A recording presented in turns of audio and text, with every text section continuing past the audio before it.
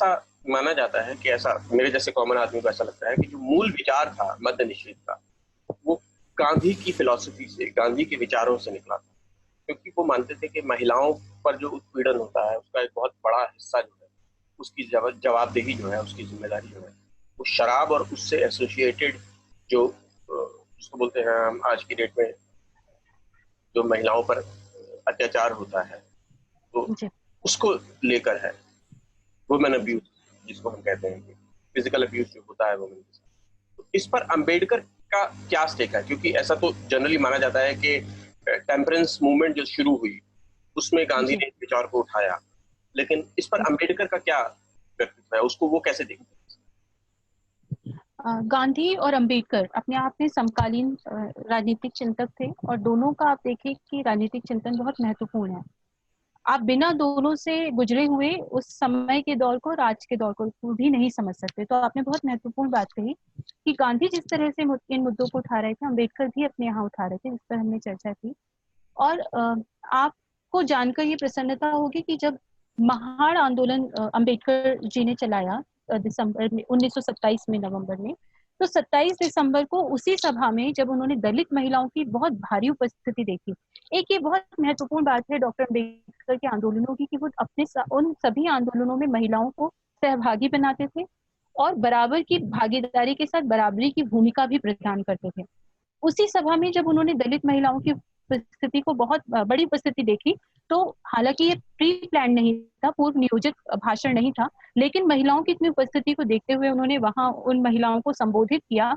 और अपने संबोधन में उन्होंने बहुत महत्वपूर्ण बात करी जिस पर हमें चर्चा की जानी चाहिए। डॉक्टर अंबेडकर ने महिलाओं से कहा, वे सब साफ सुथरी रहें, पढ़ी लिखी उच्च वर्ग की औरतों के समान अपने परिधान करें, यदि पति या पुत्र शराब पीकर घर आते हैं तो उनके लिए घर के दरवाजे बंद कर दें, उन्हें भीतर ना आने दें, अपने बेटे बेटियों को उचित शिक्षा दें। ये बहुत महत्वपूर्ण बातें हैं उनकी। हम देखें कि वो महिलाओं को सीधे तौर पर वहां पर शिक्षित और मुझे लगता है सशक्त बना रहे थे, इस आधार को देकर कि गलत का विरोध करना सीखें। अगर आपके सामने कुछ गलत हो रहा है तो उसको सहते रहने की आवश्यकता नहीं है, उसके खिलाफ आप कदम उठाएं। और उस दौर में जब महिलाओं की स्थिति आप समझ सकते हैं कि कोई बहुत खास नहीं थी, बहुत अच्छी नहीं थी, उसमें भी दलित महिलाओं की स्थिति, तो वहां उन्हें संबोधित करते हुए, और इस संबोधन का बहुत असर भी पड़ा था। आप कहें कि केवल ये संबोधन पर नहीं था, महिलाओं के जहन में उसका इतना असर था कि उस सभा से लौटने के बाद उन्होंने अपने घरों में उन चीजों का पालन करना शुरू कर दिया था। उन्होंने साड़ी जो है वो उसी तरह से पहनना शुरू कर दिया था, अन्य महिलाओं की तरह, गैर दलित महिलाओं की तरह ही साफ सुथरे कपड़े पहनने शुरू किए थे।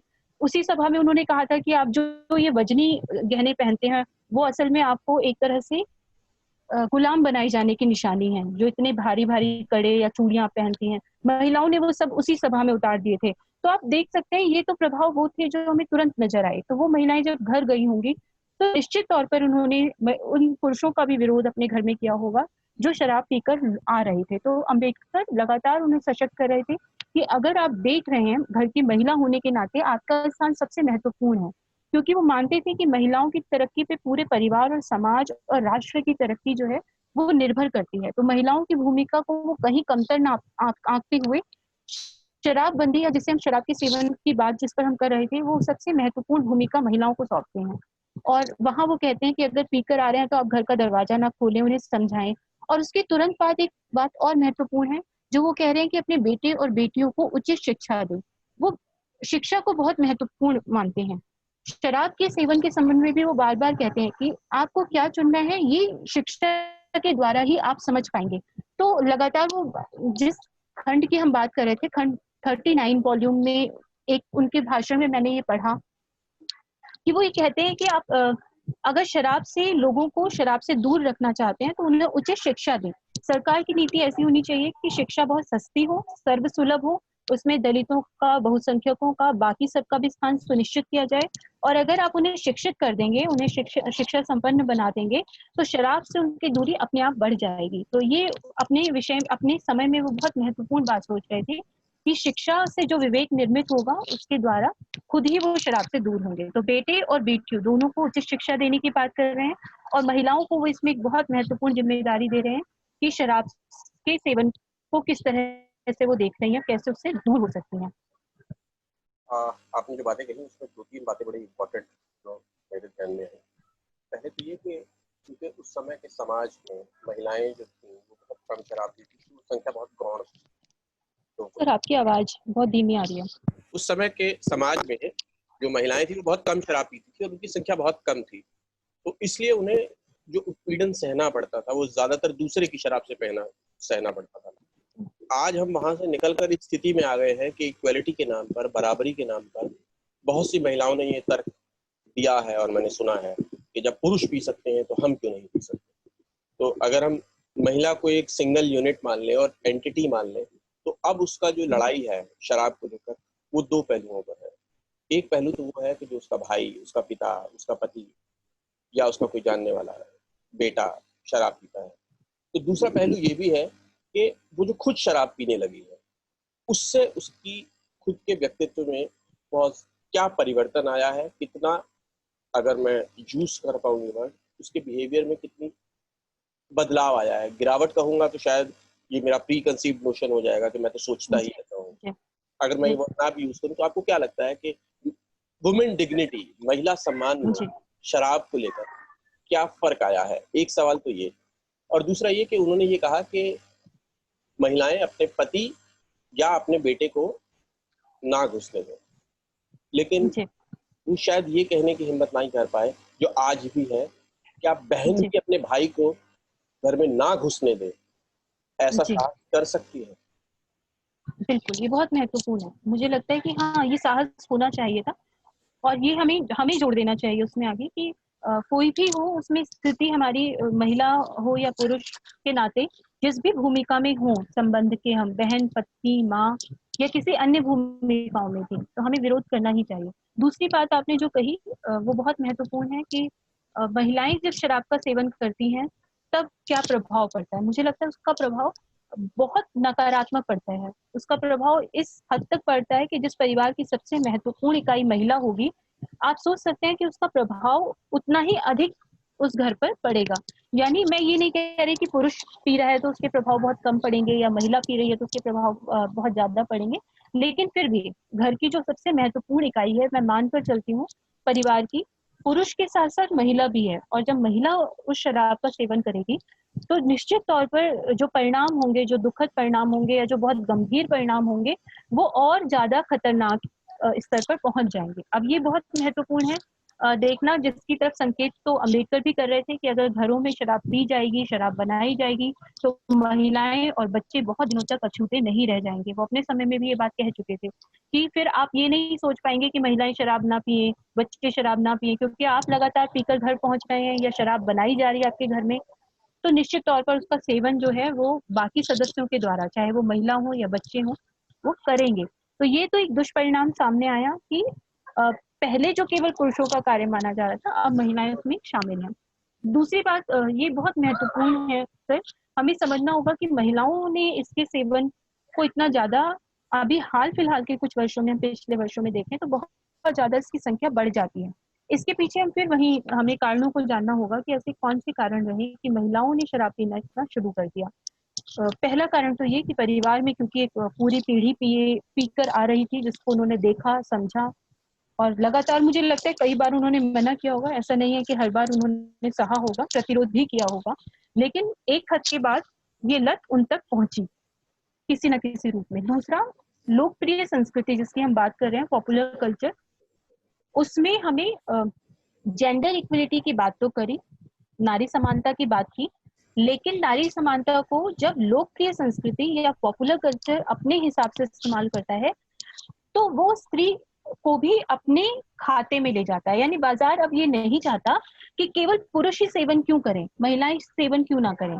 और जो हम जिस पैसे की बात कर रहे थे, एक बड़ा मुद्दा है कि उससे बहुत सारा रेवेन्यू जनरेट हो रहा है, या शराब के कारखानों को, जहां ये शराब बनाई जा रही है, कंपनियों को एक बहुत बड़ा लाभ मिल रहा है।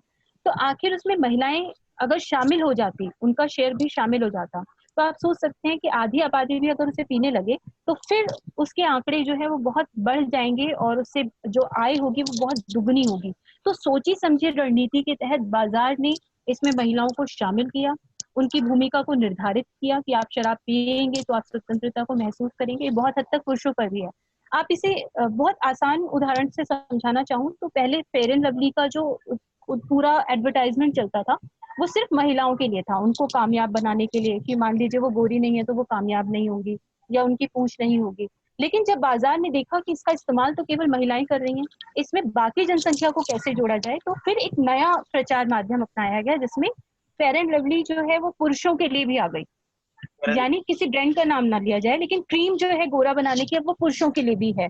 और आप देखिए पूरे उत्पाद की एक श्रृंखला आ गई है जिसमें पार्लर जाने का काम केवल अब महिलाओं के भरोसे नहीं रह गया, पुरुष भी जाएंगे। तो बिल्कुल वैसा ही एक बाजार जो है वो शराब के लिए भी तैयार किया गया है, जिसमें बहुत ज्यादा और मात्रा बढ़ा देने के लिए, फायदा और उठाने के लिए ऐसे बाजार का निर्माण किया गया जिसमें महिलाओं को भी शामिल कर दिया गया। अब ये बहुत चालाकी के साथ हुआ, जिसमें पीने के बाद बहुत खुशी महसूस कर रहे हैं, लेकिन महिलाओं को ये चालाकी समझनी चाहिए। मुझे लगता है वो बहुत हद तक समझ जाती हैं। कई चीजों को समझा है महिलाओं ने, तो अपने आसपास होने वाले जो ये जालबंदी है, जो चालाकियां हैं, इनसे बचने की भी हमें जरूरत है।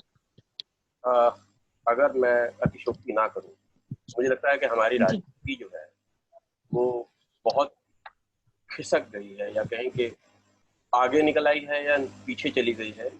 इसका विचार मैं लोगों के विवेक पर छोड़ता हूँ, लेकिन एक अम्बेडकर थे जिन्होंने कहा था कि अगर आपका भाई, बेटा या आपका कोई भी पति अगर शराब पी कर आ रहा है तो उसके लिए कुंडी या दरवाजा ना खोलें।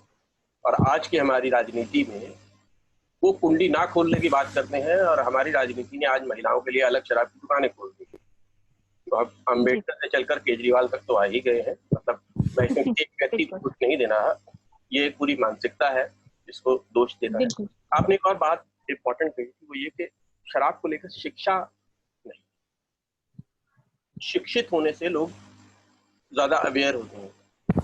दिया मिर्जा का एक टेड टॉक है जो कि यूट्यूब पे अवेलेबल है। दिया मिर्जा बहुत फेमस हस्ती हैं बॉलीवुड की। वो अपने टेड टॉक में बताती हैं कि वो करीब 14 साल तक एक ऐसे व्यक्ति के साथ रही जो कि अल्कोहलिक था, उससे जूझ रहा था शराब से। लेकिन पूरा स्कूल एजुकेशन निकल गया 12 साल का, 2 साल की उनकी कॉलेज एजुकेशन निकल गई।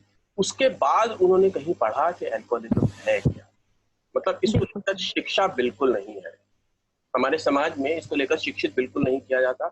हाँ, धारणाएं बहुत दी जाती है कि शराब पीने वाला तो ऐसा ही होता है, और ऐसा पीने वाला, ऐसा होने से भी शराब पी जाती है। तो दोनों तरफ की धारणाएं हैं। एक तो शराब पीने वाला होता ही ऐसा है, और दूसरा जो लोग ऐसे होते हैं वो भी शराब पीते हैं। तो मेरा कहने का मतलब यह है कि आपने बहुत इंपॉर्टेंट बात कही, शिक्षा आदमी को सशक्त बनाती है, और हमारा ये प्रयास रहेगा कि इस विषय पर लोगों को ज्यादा से ज्यादा शिक्षित करें। आपने इस बात को बहुत अच्छे से उठाया। अगर आपको लगता है कि ये वीडियो किसी की ज़िंदगी में बदलाव ला सकता है, किसी को सोचने के लिए एक मौका दे सकता है, तो इसे फॉरवर्ड करें। धन्यवाद।